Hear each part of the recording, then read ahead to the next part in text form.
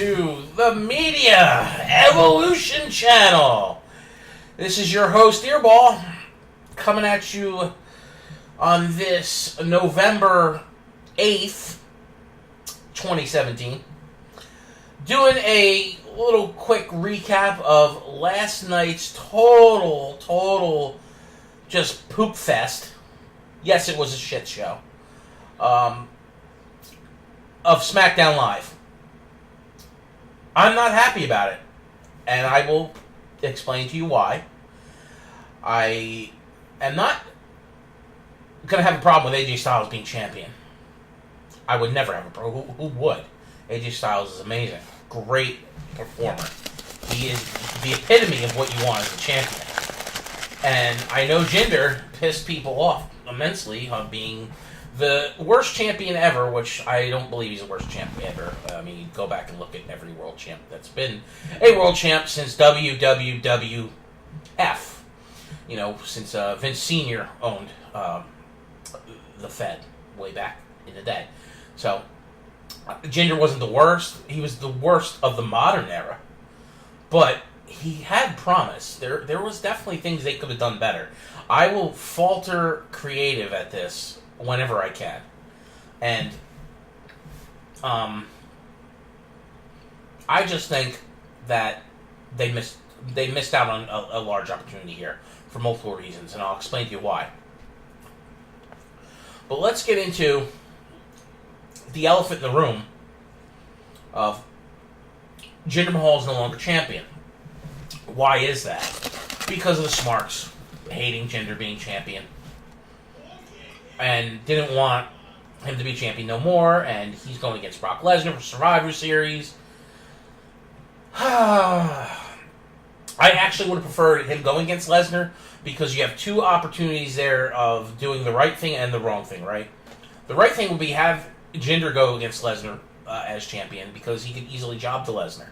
Lesnar's viewed as the alpha male of the entire company. He's this indestructible beast, and deservingly is correct at being, Universal Champion. I don't have a problem with that. I don't have a problem that he doesn't do enough live shows, whether it's even wrestling or not. If Lesnar was just be on the damn show, it would make the shows better. But because he could do backstage stuff, interviews, yada yada, and just be overall better for Monday Night Raw's product. But that's besides the point. This is a SmackDown review. Jinder could have jobbed to Lesnar. He also could beat Lesnar. And I'm going to tell you why beating Lesnar would actually have been the better of the two choices, in my opinion. Because it helps solidify Jinder's reign as more legit. Ultimately, though, it can't be legit. How can you ever fathom anybody in a fake industry where the outcomes are predetermined by the man who owns the company of being legit? It's real as the aspect of entertainment, and these guys do death-defying things. They can actually physically get injured, both the men and the women. But it's predetermined. It's choreographed. The outcome's already known by Vince. Whether he decides after he takes a shit in the back office and says, you know what, you're dropping the belt today, or if he decided a month or two before that, it's predetermined. So stop being these crazy crybaby snowflake smarks and bitching about it. It's ridiculous. Let the person who's champion be champion. Jinder was a heel. Boo him as a heel. Call him a piece of crap. Whatever. But he's doing his job. He's getting booed. He was a heel. That's his job. Hate him all you want. It's his job. So he was doing fine there. Could his in-ring be better? Sure. But Jinder Mahal was always in a spot of mediocrity ever since coming up from, FSW and what the early stages of NXT. You guys got to remember, Jinder Mahal was in the finals against Seth Rollins for the first ever NXT title, right? Unless I'm having amnesia here or somebody hit me on the head, wasn't that the finals match or was it a semifinals match? Maybe either way, he was involved. I think it was the finals match. He was involved in that tournament for that title. I know that title's the junior title. It's not considered the big one, even though this day and age everybody praises NXT and shits all over SmackDown and Raw. It's got to the point where Jinder was obviously liked by the company, and the man was fired. A couple years ago, he was fired. He then doubled down on himself worked his ass off to come back. Whether you want to think he's on steroids or not, who cares? He got brought back. They needed him. They brought him back. He worked his ass off to get where he's at. It's so disrespectful for people who don't even work in the industry to come on here and bitch and complain about a show. Don't watch it anymore then. If you hate it so much, it drives me crazy. You want to know what gets... Oh, I'm a broke keyboard. You want to know what gets me really nuts about doing this lately? I take enjoyment of watching the show, whether it's good or bad. I've been watching for 33 years. I get extreme... I don't know if these other podcasters... Because I listen to a bunch of them that come on here and they do podcasts and they put them up on...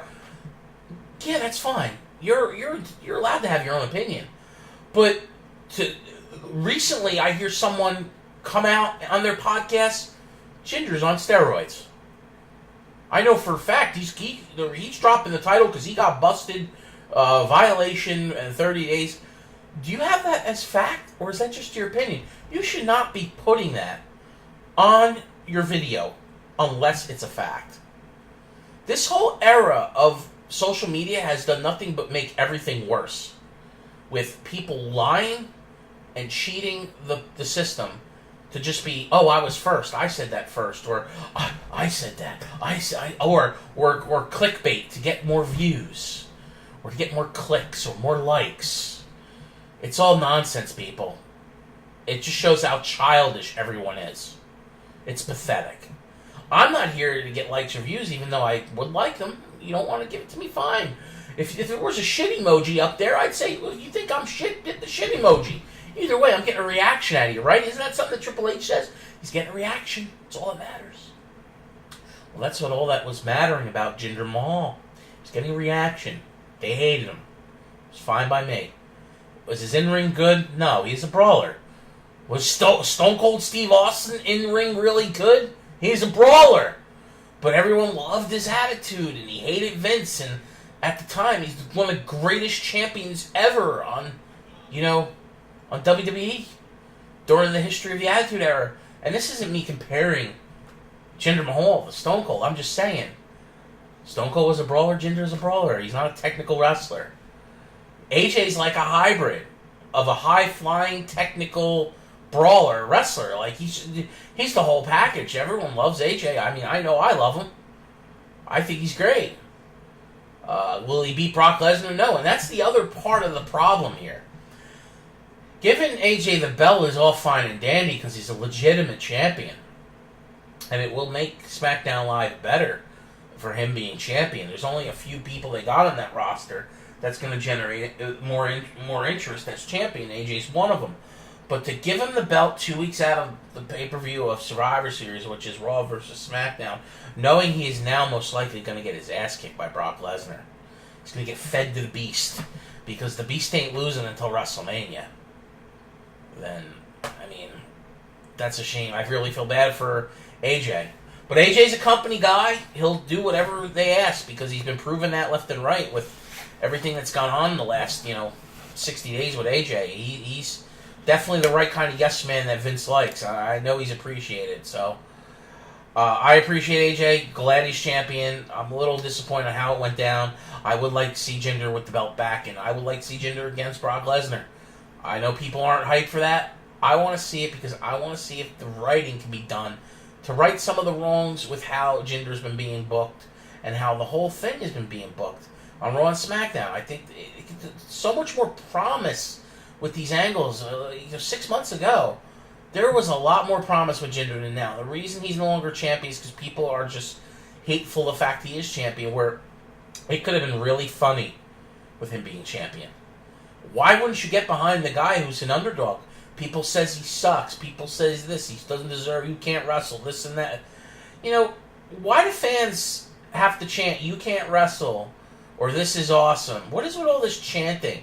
Can't you just have highs and lows like back when I used to go to live events and just cheer for your faces and boo for your heels? No, this whole, let's jump on the bandwagon of today's entertainment fan base.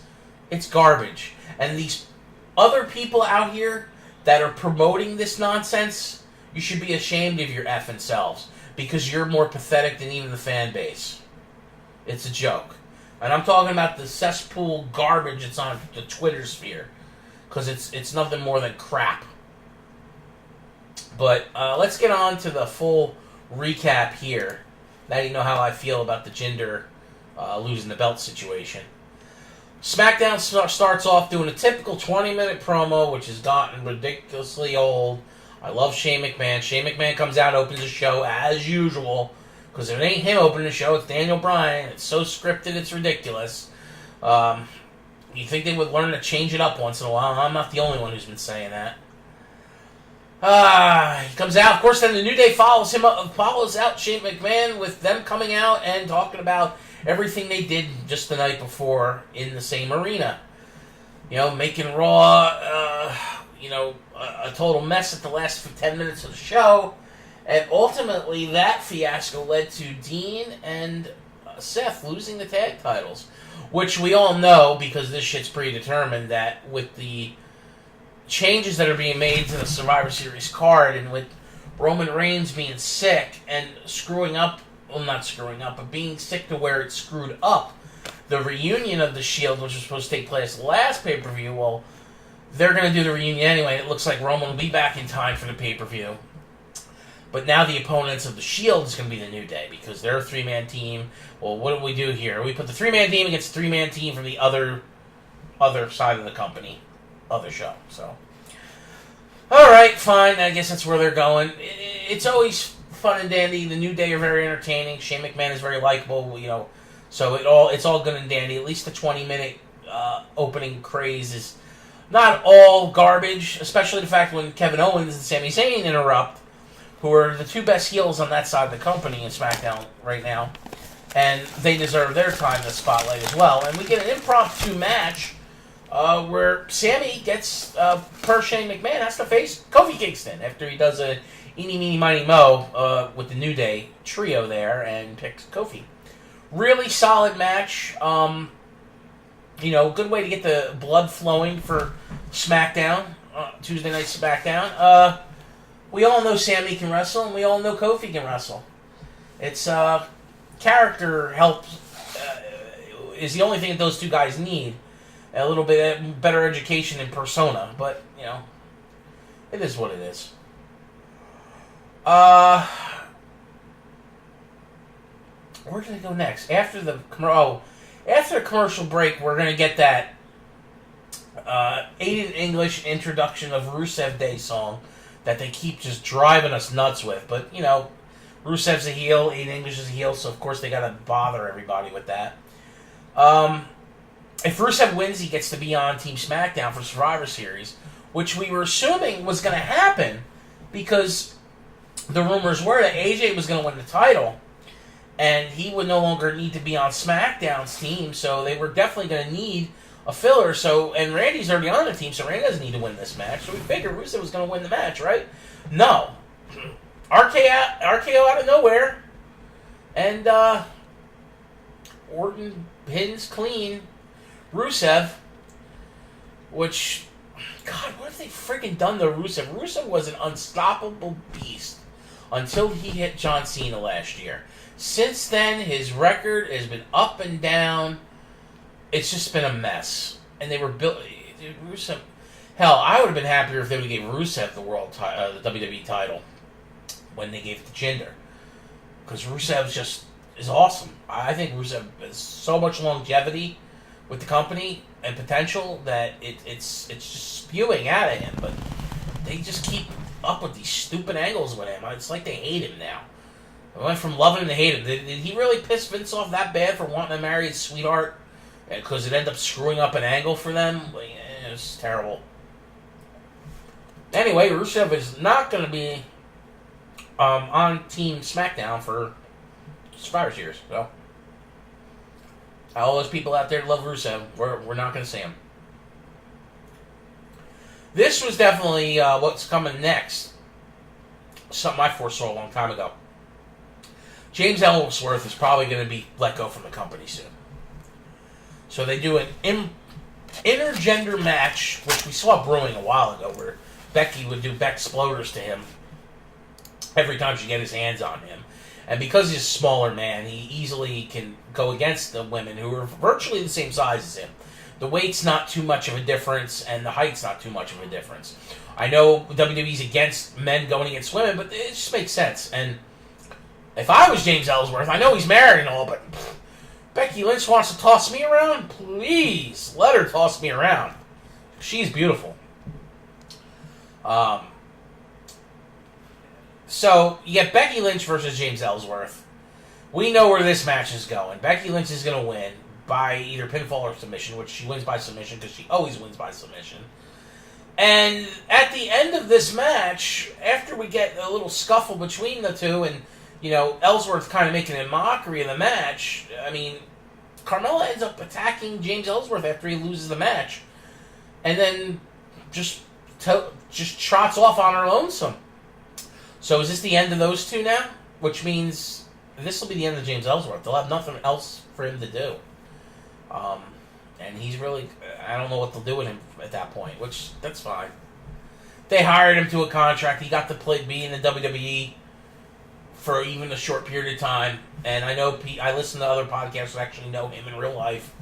He's a down-to-earth dude. Very happy for him that he could make this money, because I know he's making more money now than he was making before in the indies. So it's a shame that he's probably going to be on the outs pretty soon, because I think the releases that we've seen recently was only the beginning. I do think we're going to see more releases come the end of the year. They just have to pave the way for talent that's going to be coming up. WrestleMania season's around the corner already. I mean, it's going to be December before we know it. Turkey Day's only 2 weeks away. So before we know it, the year will be over, and there'll be full blast towards WrestleMania season, which we know after WrestleMania hits, a bunch of people from NXT will be coming to the main roster. And they can't keep dumping people from NXT onto the main roster without releasing people that no longer are on TV. So, I know, I'm talking about people not on TV. James Ellsworth's on TV, but really, once he's not with Carmella no more, who's he going to be with? He's going to be done. So, it was kind of fun to see the crowd, because, Becky's from that part of the world. As the Irish lass kicker, I know she's not from the UK, she's from Ireland, but they're very familiar with her, and the chance Becky's going to kill you against James Ellsworth was a little bit of comedy that definitely added to that match. And it was I know it's a gimmick match, but it was pretty decent. I enjoyed it. So the next match was the Usos against Shelton Benjamin and Chad Gable for the Tag Team Championship, which ultimately being a no contest, or no, I'm sorry, not a no contest, a count out, because this match, which was, start out extremely good and then went bad really quick, it just got to the point where they did that lame chop block outside the ring by Chad Gable to, I think it was Jimmy Uso? I think it was Jimmy. And it's hard to tell. There's, it was Jey Uso. So Chad Gable chop blocks Jey Uso, and then Chad hides under the ring, and Jey gets counted out because it looked like he hurt his knee. Now, I don't know if he legit hurt his knee or what, but it just didn't look good. And this keeps the matchup between now Sheamus and Cesaro going against the Usos, but if Jay's really hurt, this could be another match that's all screwed up now. Just last week, everyone was hyped up to see the Usos against Seth Rollins and Dean Ambrose, and now we're not getting that. And then are we even going to get a tag team title match now? Is this legit him hurt, or was this just BS? So, we'll see, I guess. Well, the last 20 minutes of the night was set for the world title match for the WWE Championship. Jinder Mahal versus AJ Styles. There was a lot of speculation going on that AJ Styles was winning here. Well, he ended up winning. It bothers me, but I mean, you can't knock AJ Styles. He is phenomenal. He is that. He outright pins. He took care of everything. He took care of the Singh brothers and tried to get involved. This was a really strong match. Probably the best match Jinder's ever done. But, he's in the ring with a top-notch superstar. that really knows how to perform and make matches just awesome. I mean, just AJ does everything. He's at the top of the craft of professional wrestling. AJ makes everything look good that's done to him, and he does it back just as good. Like, it's just overall good. That's another thing, too. Jinder wasn't very familiar with Nakamura. Not many people are on the main roster. So it's going to take time to work good matches with Nakamura. Nakamura is only going to have great matches against, like, Kevin Owens, against, like, AJ Styles. People that are familiar with his style. Jinder wouldn't be familiar with his style. There's other, like Randy Orton, there's other people on the roster that are not familiar with Nakamura, which is probably why it wouldn't be good having Nakamura as champion, because the matches will look bad until he gets more familiar with the main roster, which is why I said they were jumping the gun with that, but no one wanted to listen to me with that. And Randy, as great as Randy Orton is, the matches with him and Jinder were bad too, because sometimes Randy doesn't give a shit. Randy gets in the mood where he doesn't care about a storyline, he doesn't put on an A-plus performance, and that brings down his opponent as well. You gotta remember, when you're in the ring with someone else, these two people have to not only gel the match and do a good match, but there's a lot of things to the match that matter from both sides. You could be a great wrestler, but if your opponent's a piece of crap, you might not be able to carry him at all. And I'm not saying Jinder's a carry, he's not, but he's a particular breed of wrestler. Big, strong brawler. He's not a technical guy. He's not a high flyer. So, AJ made it work, and they, like I said, probably the best match that Jinder has put on in the whole time that he is WWE champion. It was an excellent, excellent match. And the ending, of course, got a huge pop because, belts off Jinder for the first time since he became champion. People don't want to see him. We got to get now. As of right now, we will see Brock Lesnar versus AJ Styles, which is going to be funny. I wonder what's going to happen Monday when Brock Lesnar comes out and talks about this, or Paul Heyman, I should say. The other aspect is what's going to happen to the India tour that Jinder's supposed to go on in like 3 weeks. The reason they were doing that tour was to have Jinder, who is of India Punjab descent, be champion to people who are getting heavily invested into WWE, and there's a lot of potential in the market growth over there in that part of the world. For business, Jinder should be champion. It's better for business, right? For money. But, and then the other big pop that we got was the fact that the title changing hands for the first time ever. Not live on US TV. It was on TV, but not live. It was pre-recorded. And it was overseas. This never happened before. Never. In the whole existence of the WWE, even going back to the, WWF, never, ever has ever not changed hands outside the U.S. So, with the exception of maybe Canada. I have to go double check that, but people count Canada as the U.S. I mean, how far is Toronto really from the U.S. border? It's not that far. This was in London, or not London, in Manchester, in the United Kingdom. So, I've already given you my piece in the opening of this podcast review, or recap, I should say, of my opinions of the whole situation here, and I'm going to stick by that 100%. We'll see if Jinder challenges next Tuesday rematch to get the title back before some Survivor Series, or if he's held out of competition until the Indian tour after Survivor Series and challenges then and wins it back in India, which would be a huge pop over there. So I don't know, and we're just going to get this dream match to where, like I said, Lesnar eats AJ Styles. It'll be a good match, but if John Cena got beat the crap out of by Brock Lesnar when Brock Lesnar got the title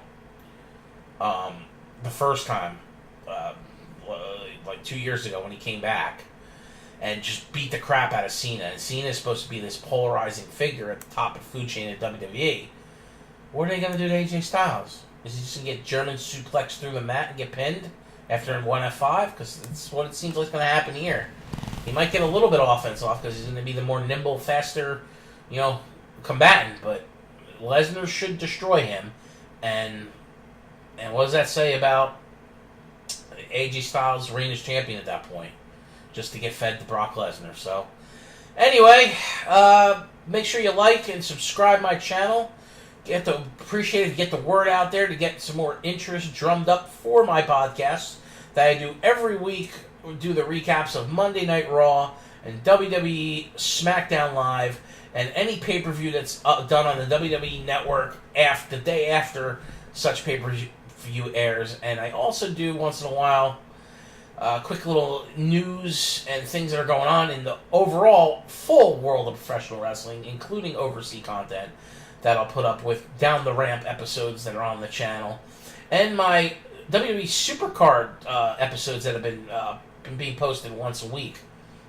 And if you happen to see a missing episode here and there, it's not me. I'm putting them up. YouTube's striking them and deleting them, and then undeleting them after they review them because I've done nothing wrong. But somehow stuff gets blamed that something was done wrong, and I get a strike, and it ends up being removed for X amount of days.